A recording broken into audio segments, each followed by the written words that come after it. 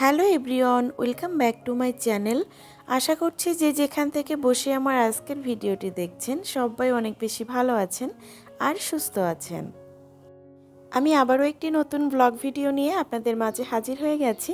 তো আশা করছি পুরো সময়টা জুড়ে আপনারা আমার সঙ্গেই থাকবেন এবং আমার ভিডিওটি আপনাদের ভালো লাগবে। তো আজকের ভিডিওটা আমি দুপুরে রান্নাবান্না থেকে শুরু করেছি। তো দুপুরবেলা আজকে খুবই সিম্পল মেনু। তো এখানে ভাত ডাল হচ্ছে, আর ভাত ডাল তো হবেই, তার সঙ্গে একটু সবজিও থাকবে।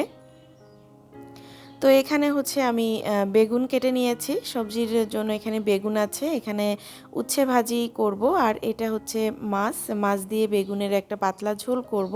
তো অ্যাজ ইউজুয়াল মাছের তরকারিতে যে টাইপের আমরা মশলা দিয়ে থাকি, তো সেই মশলাগুলো আমি এখানে এভাবে পেস্ট করে নিয়েছি। টমেটো, আদা, জিরে, তারপর গোলমরিচ, তো এগুলো আমি বেটে নিয়েছি। আর এখানে হচ্ছে এই যে ডালটা নামালাম, ডালটা কিন্তু আমার হয়ে গেছে। তো এখন আমি কড়াইটা, যেহেতু মাছ জাল করব, মানে মাছ ভাজি করব, তো মাছ ভাজিটা কড়াইটা ফ্রেশ থাকলে না একদমই লাগে না। তো এই কারণে আমি সবসময়ের জন্য মাছ ভাজি করার সময় কড়াইটা খুব সুন্দর করে ধুয়ে নিই। এতে করে কিন্তু মাছটা আর কোথাও এতটুকুও লাগে না। আর তাছাড়াও রান্না করার সময় যদি কড়াই সাথে সাথে ধুয়ে নেওয়া হয়, তাহলে কিন্তু তেলের বা হলুদের দাগটাও অনেক কম লাগে। তখন ওই ঘষে ঘষে কষ্ট করে যে ডিপ ক্লিনের ব্যাপারটা থাকে কড়াই, সেটাও কিন্তু করা লাগে না। তো এইভাবেই কিন্তু আমি আমার কড়াইটা পরিষ্কার রাখি। রান্না করার সঙ্গে সঙ্গেই কড়াইটা ধুয়ে নিই। তো এই তো মশলাটা দিয়ে একটু জিরে তেজপাতা ফোড়ন দিয়ে আমি মশলাটা কষাতে দিয়েছি। তো ভেবেছিলাম আলুটা ভাজি করে নিব, কিন্তু ওই যে তেলে জাল হয়ে গিয়েছিল। আমি যখন দুইটা কড়াই দুই পাশে করে জাল দিই, তখন না আমি ব্যালেন্স রাখতে পারি না। তো আলুটা আমার ভাজি করতে মনে নাই। তো ভাবছি যে এই পাশের চুলাতে যেহেতু আমি উস্তে ভাজি করব, তো ভাবছি যে এইখানেই আর কি আলুটা ভাজি করে নিই। এটা হচ্ছে তরকারির আলু।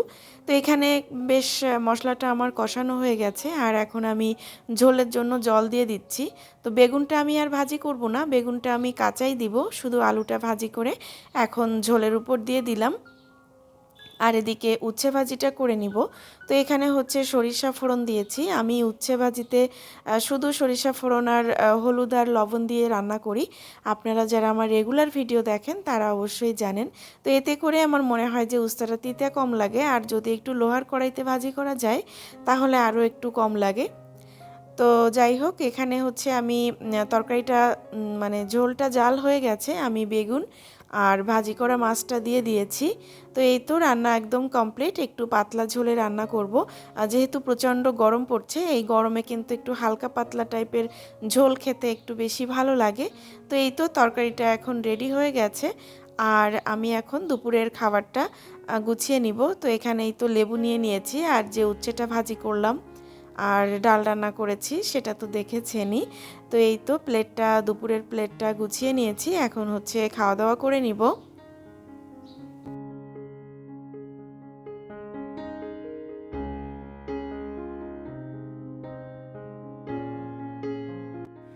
এখন বিকেলবেলা আমরা খাওয়া দাওয়া শেষ করে একটু রেস্ট করে তারপর বেরিয়েছি। তো এখন ওই 5টার মতো বাজে। আমরা যাচ্ছি একটু, কোথায় যাচ্ছি আপনারা তো জানতেই পারবেন। তার আগে বলে নিই, এটা হচ্ছে আমাদের যে নতুন রেল স্টেশন হয়েছে, খুলনা মোংলা যে রেল স্টেশন, ওই যে স্টেশনটা ওখানে দেখা যাচ্ছে। তো এটা ক্রস করে আমরা এখন একটা গ্রামে যাচ্ছি একটু দেশি মুরগি, দেশি ডিম এগুলো খোঁজার উদ্দেশ্যে। তো চলুন আপনাদেরকে দেখাবো আমরা কোথা থেকে এগুলো সংগ্রহ করি আর কিভাবে বা এনাদের সঙ্গে আমাদের পরিচয় হয়েছে। তো সেই সমস্ত কিছু আজকে আপনাদেরকে বলবো। তো খুবই ছোট্ট একটা গ্রাম, আর এখানে মাত্র কয়েকটা ঘরবাড়ি। তো এখানকার মানুষেরা যে সমস্ত মুরগি পালে, তারপরে এখানে দেশি গরু আছে, তো সেই গরুর যে দুধ হয়, তারপরে দেশি মুরগি, হাঁস এগুলোর ডিম আমরা এই গ্রাম থেকে এসে এখান থেকে আর কি নিয়ে যাই। আমার হাজবেন্ড ওর খাওয়া দাওয়ার নিয়ে অনেক খুঁতখুঁতে, একদমই ফিড খাওয়ার সে খেতে চায় না। সেটা মাছ হোক বা মুরগি হোক, মানে ফার্ম জাতীয় কোনো খাবার সে খেতে চায় না। তো যার জন্য আর কি কষ্ট করে হলেও একটু কষ্ট হয়ে যায়, অনেক দূর থেকে, মানে খুলনা থেকে বেশটা দূর। তো আমরা এসে এসে আর কি এরকমভাবে নিয়ে যাই। তো আমরা একবারে যখন আসি তো এনাদের কাছ থেকে প্রায় 4-5টা করে মুরগি কিন্তু নিয়ে যাই। তো আজকে ওনারা ফোন দিয়েছিলেন, বললেন যে একটার বেশি পারবেন না। তো ভাবছি যে এই একটাই সই, এমনিতেই বাসায় মুরগি শেষ হয়ে গেছে, তো ভাবছি যে একটাই নিয়ে আসি। তো এই আর কি। তো একটা হচ্ছে প্রায় 1.5 কেজির একটু বেশি বেশি হয়েছিল, 1 কেজি 700 মতো হয়েছিল। তো এই যে এনারা কিন্তু সমস্ত মুরগিগুলো এভাবে ছেড়ে দিয়ে পালে। তো দেখতে পাচ্ছেন ওই যে পাট দিয়ে কিন্তু অনেকগুলো হেঁটে বেড়াচ্ছে, ওইগুলো আসলে সব বড় হবে, তারপর আবার আমরা নিয়ে যাব। তো এইরকমভাবে ওনাদের সঙ্গে আমাদের কন্ট্রাক্ট আছে। তো এই তো ইনি খুবই এই ভদ্রলোক খুবই সহজ সরল আর অনেক ভালো মানুষ। তো এখন ওনাদের বাড়ি থেকে মুরগি নিয়ে পাশের বাড়িতে আর কি দুধ নিতে যাচ্ছি। তো এটা হচ্ছে একদম দেশি গরুর দুধ। আমি গরুটাকে একটু পরে আমার ক্যামেরার সামনে অবশ্যই দেখাবো। তো দেশি গরুর কিন্তু বেশি দুধ হয় না, তো 2-3 বাড়ি থেকে আমরা এরকম কালেক্ট করব। আর আমরা যেদিন আসি ওই দিন বলা থাকে ওই দিন আর কাউকে দুধ দেয় না, ওই দিন আমরাই আর কি সব গুছিয়ে কুড়িয়ে কাড়িয়ে নিয়ে যাই যা কিছু থাকে। তো এই ভদ্রলোকের সঙ্গে আমাদের পরিচয়, উনি সবজি বিক্রি করতে যেতেন গল্লামারি। তো ওনার সবজিগুলো এত ফ্রেশ থাকতো। তো একদিন কথায় কথায় জিজ্ঞেস করি যে আপনি কোথা থেকে সবজি আনেন। তো উনি বলে যে ওনার ঘের আছে, ঘেরের পাড়ে ওনার নিজেরে চাষ করা, সেখান থেকে সকালে তুলে নিয়ে আসেন। তো এই গরুর দুধই কিন্তু নিলাম, এই যে একটা বেবি আছে। তো যাই হোক, যেটা বলছিলাম, তো তারপর আর কি ওনার সঙ্গে যেহেতু অনেক দিন ধরে কেনাকাটা করি ওনার কাছ দিয়ে, তো ওনাকে বলি যে আমরা একটু দেশি মুরগি বা দেশি জিনিসের প্রতি আমাদের একটা অ্যাট্রাকশান আছে। তো উনি তারপরে ওনার নাম্বারটা আমাদের দেয়, আর ওনার বাড়ি বলে যে আমার স্ত্রী এগুলো আর কি পালন করে, আপনারা চাইলে আমার বাড়ি থেকে নিয়ে আসতে পারেন।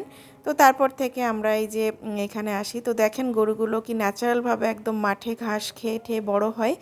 তো তারপর থেকে কিন্তু আমরা এখান থেকে এসে সব কিছু কালেক্ট করি।